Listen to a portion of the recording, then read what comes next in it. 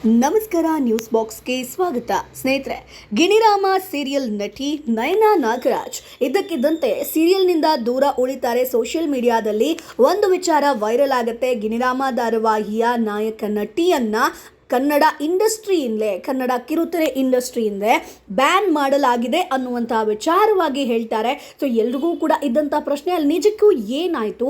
ಒಬ್ಬ ನಟಿಯನ್ನು ಬ್ಯಾನ್ ಮಾಡಬೇಕು ಅಂತಂದರೆ ಆ ಸೀರಿಯಲ್ ಸೆಟ್ನಲ್ಲಿ ಆಗಿದ್ದಾದರೂ ಏನು ಅನ್ನುವಂಥ ಕುತೂಹಲ ಎಲ್ಲರಲ್ಲೂ ಕೂಡ ಇತ್ತು. ಆದರೆ ಇದೀಗ ನಯನಾ ಅವರು ಸ್ವತಃ ಶೂಟಿಂಗ್ ವೇಳೆ ತನಗಾದಂತಹ ಕಹಿ ಅನುಭವವನ್ನು ಬಿಚ್ಚಿಟ್ಟಿದ್ದಾರೆ. ತಾನು ನಿಜವಾಗ್ಲೂ ಬ್ಯಾನ್ ಆಗಿದ್ದೀನಾ ಅನ್ನುವಂಥ ವಿಚಾರವಾಗಿ ಕ್ಲಾರಿಟಿಯೊಂದನ್ನು ಕೂಡ ಕೊಟ್ಟಿದ್ದಾರೆ. ಸ್ನೇಹಿತರೆ, ಹಾಗಾದರೆ ಶೂಟಿಂಗ್ ಸೆಟ್ನಲ್ಲಿ ಏನಾಯಿತು, ಹೆಣ್ಣು ಮಕ್ಕಳಿಗೆ ಯಾವ ರೀತಿಯಾಗಿ ಅಲ್ಲಿ ಸಮಸ್ಯೆ ಆಗುತ್ತೆ, ಇವೆಲ್ಲದರ ಬಗ್ಗೆ ಕಂಪ್ಲೀಟ್ ಮಾಹಿತಿಯನ್ನು ಹೇಳ್ತೀವಿ.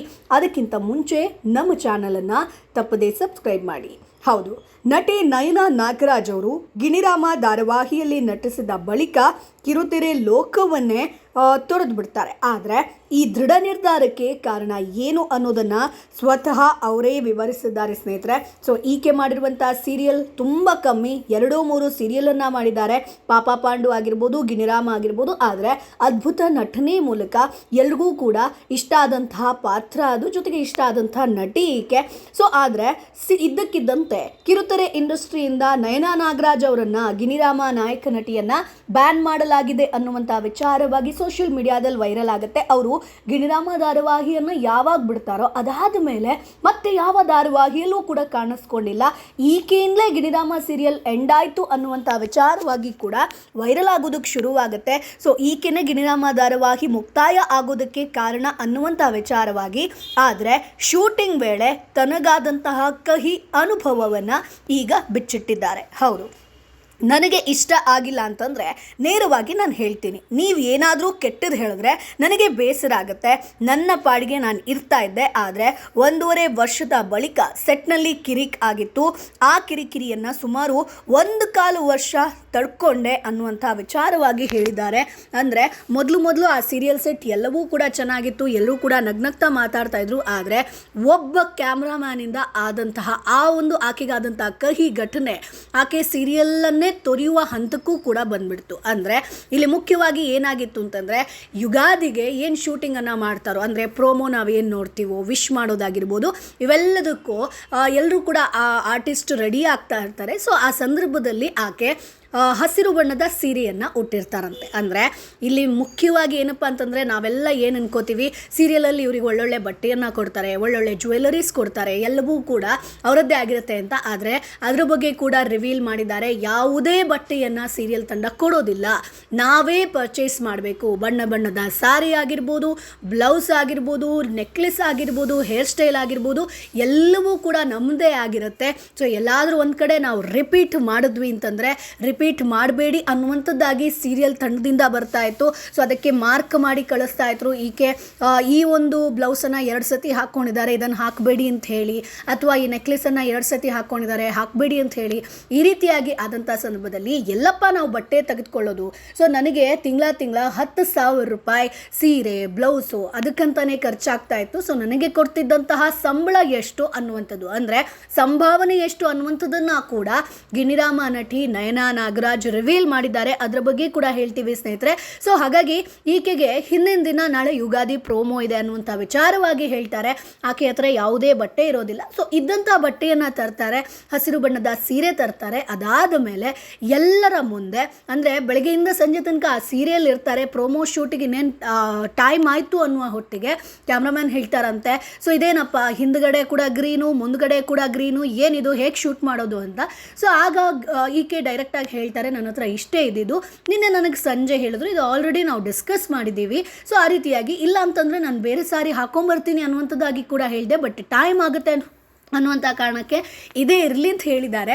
ಸೊ ಅಲ್ಲಿಂದ ಅವ್ರಿಗೊಂದಷ್ಟು ಜಗಳಗಳು ಶುರುವಾಗ್ತಾ ಹೋಗುತ್ತೆ. ಅಂದರೆ ಕ್ಯಾಮ್ರಾಮ್ಯಾನಿಗೆ ಏನಾಗುತ್ತೆ ಅಂತಂದರೆ, ಎಲ್ಲರ ಮುಂದೆ ಈಕೆ ವಾಯ್ಸ್ ರೈಸ್ ಮಾಡಿದ್ರು ಅನ್ನುವಂಥದ್ದಾಗಿ ಹೇಳ್ತಾರೆ. ಸೊ ಆಕೆಗೂ ಕೂಡ ಒಂದಷ್ಟು ಕೆಟ್ಟ ಮಾತುಗಳಾಗಿರ್ಬೋದು, ಅಥವಾ ಟಾಂಟ್ ಕೊಡೋದಾಗಿರ್ಬೋದು, ಕೆಟ್ಟ ಪದಗಳನ್ನು ಬಳಕೆ ಮಾಡೋದಾಗಿರ್ಬೋದು, ಬೇಕು ಅಂತಾನೆ ಅವರ ಒಂದು ಅಹಂಕಾರಕ್ಕಾಗಿರ್ಬೋದು, ಈಗೋಗೆ ಹರ್ಟ್ ಆಯಿತು ಅನ್ನುವಂಥ ನಿಟ್ಟಿನಲ್ಲಿ ಆಕೆಯನ್ನು ಟಾರ್ಗೆಟ್ ಮಾಡ್ತಾ ಬರ್ತಾರೆ. ಪ್ರತಿ ಶೂಟಲ್ಲಾಗಿರ್ಬೋದು, ಪ್ರತಿ ಟೇಕಲ್ಲೂ ಕೂಡ ಆಕೆಗೆ ತುಂಬ ಕೆಟ್ಟದಾಗಿ ಮಾತನಾಡೋದು ಅಥವಾ ಜೋರಾಗಿ ಮಾತನಾಡೋದು, ಬೇರೆ ಕಲಾವಿದರನ್ನ ತುಂಬ ನಯವಾಗಿ ಮಾತನಾಡಿಸೋದು, ಈಕೆ ಬಂದಾಗ ತುಂಬ ಏರು ಧ್ವನಿಯಲ್ಲಿ ಆಚೆ ನಿಲ್ಲು, ಈ ಕಡೆ ನಿಲ್ಲು ಅಂತ ಹೇಳ್ಕೊಂಡು ಮಾತನಾಡೋದಾಗಿರ್ಬೋದು, ಇವೆಲ್ಲವೂ ಕೂಡ ಆಗ್ತಾ ಹೋಗುತ್ತೆ.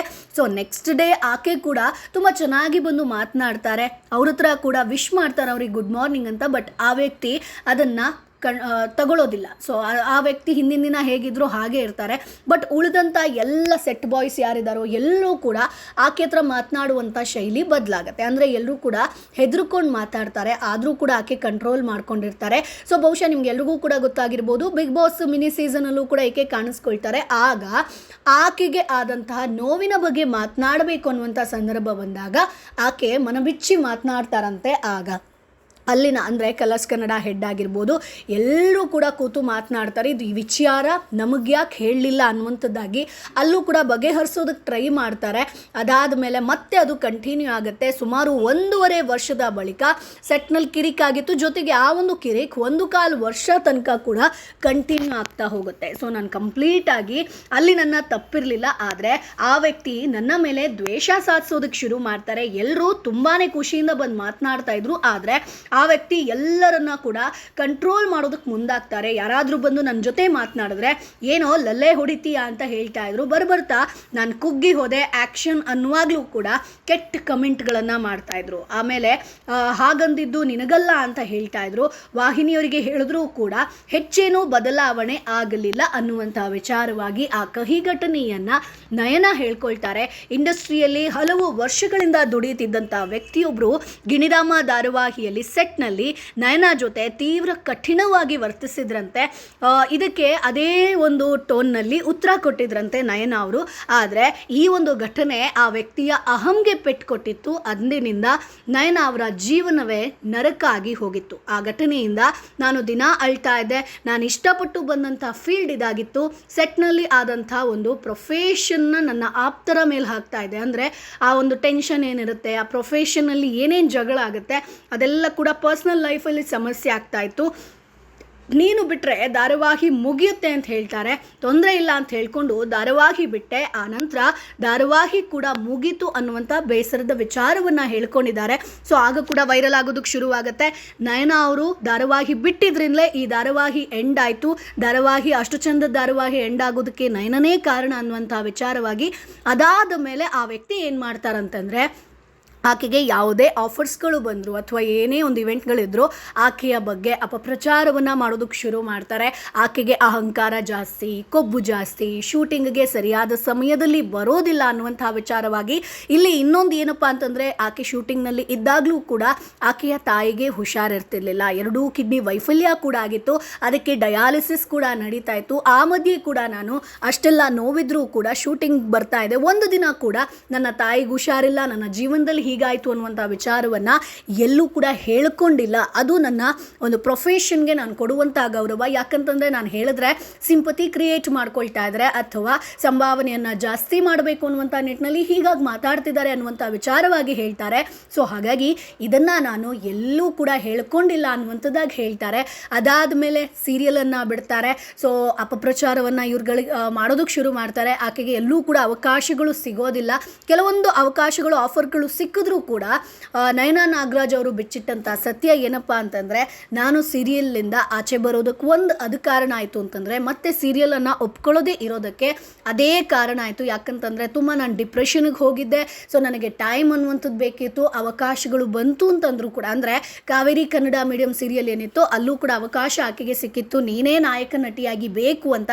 ಆದರೆ ಆಕೆ ಅದನ್ನು ರಿಜೆಕ್ಟ್ ಮಾಡ್ತಾರೆ. ಇಲ್ಲ, ನನಗೆ ಸಮಯ ಬೇಕು, ಸೀರಿಯಲ್ ಇಂಡಸ್ಟ್ರಿ ನನಗೆ ಸಾಕು ಅಂತ ಅನ್ನಿಸ್ತು ಅಂತ ಹೇಳ್ತಾರೆ. ಅದಾದ ಮೇಲೆ ಸೊ ಸೀರಿಯಲಿಂದ ದೂರ ಉಳಿತಾರೆ. ಸೊ ಸೀರಿಯಲ್ ಇಲ್ಲದೆ ಇದ್ದಂಥ ಸಂದರ್ಭದಲ್ಲಿ ಈ ವಿಚಾರ ವೈರಲ್ ಆಗೋದಕ್ಕೆ ಶುರುವಾಗುತ್ತೆ. ಅಂದರೆ ಈಕೆಯನ್ನು ಈ ಸೀರಿಯಲ್ ಇಂಡಸ್ಟ್ರಿಯಿಂದ ಬ್ಯಾನ್ ಮಾಡಲಾಗಿದೆ ಅನ್ನುವಂಥ ವಿಚಾರವಾಗಿ. ಸೊ ಇಷ್ಟೆಲ್ಲ ನಯನ ನಾಗರಾಜ್ ಅವರ ಜೀವನದಲ್ಲಿ ನಡೆದಿರುವಂಥದ್ದು ಸ್ನೇಹಿತರೆ. ಇನ್ನು ಸ್ನೇಹಿತರೆ, ಆಕೆಗೆ ಸಿಗ್ತಿದ್ದಂಥ ಸಂಭಾವನೆ ಬಗ್ಗೆ ಕೂಡ ಮಾತನಾಡಿದ್ದಾರೆ.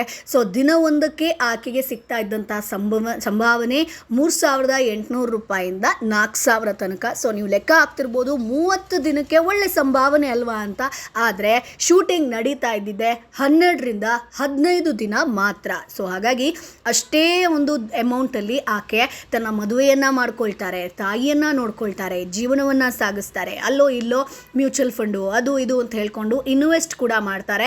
ಸೊ ಆಕೆಗೆ ಇದ್ದಂಥ ಸಂಭಾವನೆ ಕೂಡ ಅಷ್ಟು ಕಡಿಮೆ. ಸೊ ಎಲ್ಲರೂ ಕೂಡ ಅಂದ್ಕೊಂಡಿದ್ರು ಆಕೆ ಡಿಮಾಂಡ್ ಮಾಡ್ತಾ ಇದ್ರು ಸಂಭಾವನೆಗೋಸ್ಕರ ಅನ್ನುವಂಥದ್ದು ಕೂಡ ವೈರಲ್ ಆಗೋದಕ್ಕೆ ಶುರುವಾಗುತ್ತೆ. ಆದರೆ ಆಕೆನೇ ಹೇಳಿದ್ದಾರೆ, ನಾನು ಡಿಮಾಂಡ್ ಎಲ್ಲೂ ಮಾಡಿಲ್ಲ. ಸೊ ನನಗೆಲ್ಲಾದರೂ 10,000 ರೂಪಾಯಿ ಸಂಭಾವನೆ ಬರ್ತಿತ್ತು ಅಂತಂದರೆ ನನ್ನ ಜೀವನ ಇನ್ನೂ ಚೆನ್ನಾಗಿರ್ತಾ ಇತ್ತು. ಆದರೆ ಬರ್ತಿದ್ದಿದ್ದು 3,800 ರೂಪಾಯಿಂದ 4,000 15 ದಿನಕ್ಕೆ ಅನ್ನುವಂಥ ವಿಚಾರವಾಗಿ ಹೇಳಿಕೊಂಡಿದ್ದಾರೆ. ಒಂದು ದಿನಕ್ಕೆ ಈ ರೀತಿಯಾಗಿ ಅಂದರೆ 4,000 ಸಿಗ್ತಾ ಇತ್ತು ಅಂತ. ಸೊ ಒಂದು ಫೇಸ್ ಎಲ್ಲರೂ ಕೂಡ ಏನು ಅಂದ್ಕೊಂಡಿದ್ರು, ಸೀರಿಯಲ್ ಇಂಡಸ್ಟ್ರಿಯಿಂದ ಆಕೆಯನ್ನು ಬ್ಯಾನ್ ಮಾಡಲಾಗಿದೆ ಅಂತ. ಬಟ್ ಅದು ಕೂಡ ಹಬ್ಸಿರುವಂಥ ವಿಚಾರ. ಆಕೆಯನ್ನು ಬ್ಯಾನ್ ಮಾಡಲಾಗಿಲ್ಲ ಅನ್ನುವಂಥದ್ದು ಕೂಡ ಕ್ಲಾರಿಟಿ ಕೊಟ್ಟಿದ್ದಾರೆ.